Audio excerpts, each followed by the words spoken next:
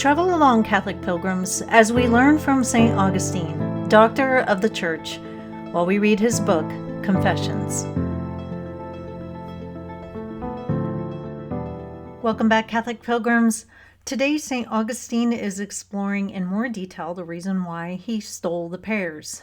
Again, this is a great opportunity to look at sins that we struggle with and ask God to open our minds as to why we cling to those sins. We are reading from Book 2, Chapter 6, so please open to page 49. If the crime of theft, which I committed that night as a boy of 16, were a living thing, I could speak to it and ask what it was that, to my shame, I loved in it. I had no beauty because it was robbery. It is true that the pears which we stole had beauty because they were created by you, the good God, who are the most beautiful of all beings and the creator of all things, the supreme good and my own true good. But it was not the pears that my unhappy soul desired. I had plenty of my own, better than those, and I only picked them so that I might steal. For no sooner had I picked them than I threw them away, and tasted nothing in them but my own sin, which I relished and enjoyed. If any part of one of those pears passed my lips, it was the sin that gave it flavor.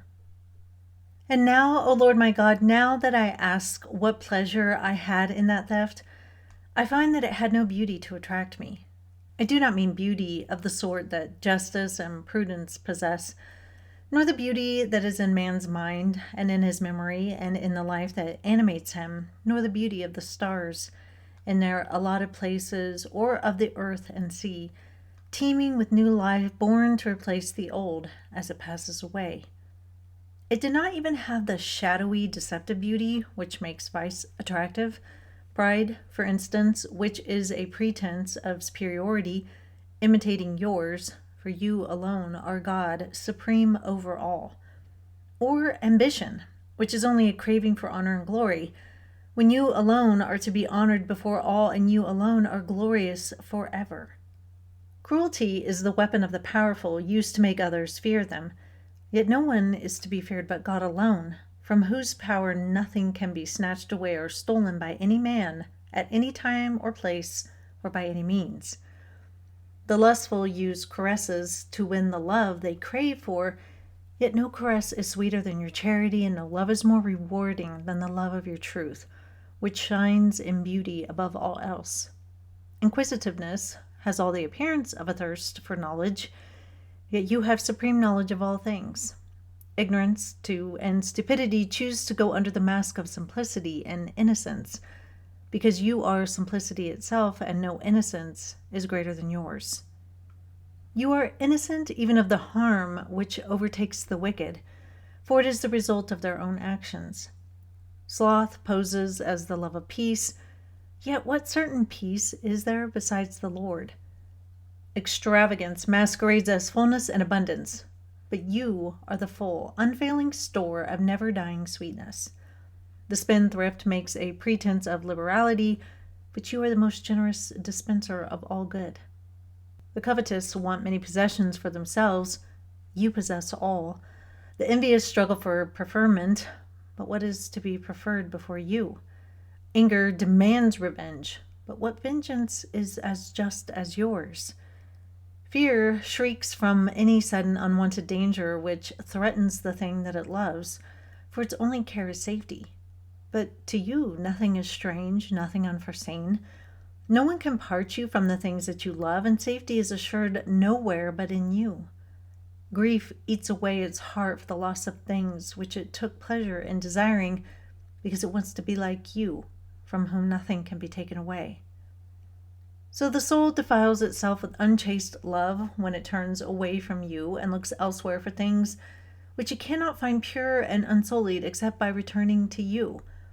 All who desert you and set themselves up against you merely copy you in a perverse way. But by this very act of imitation, they only show that you are the creator of all nature, and consequently that there is no place whatever where man may hide from you. What was it, then, that pleased me in that act of theft? Which of my Lord's powers did I imitate in a perverse and wicked way? Since I had no real power to break his law, was it that I enjoyed at least the pretense of doing so, like a prisoner who creates for himself the illusion of liberty by doing something wrong, when he has no fear of punishment, under a feeble hallucination of power? Here was the slave who ran away from his master and chased a shadow instead.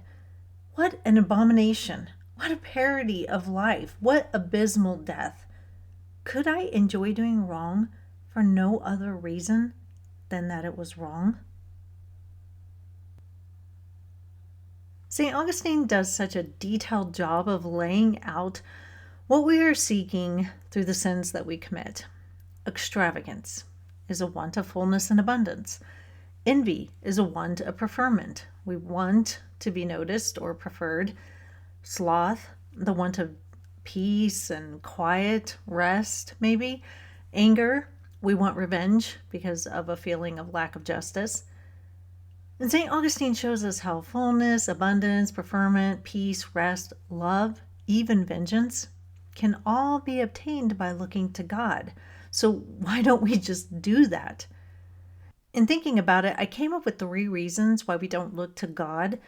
And these 3 reasons kind of circle around the 3 theological virtues of faith, hope, and charity.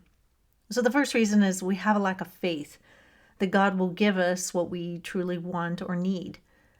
The second is we don't want to put our hope in someone else to give us things.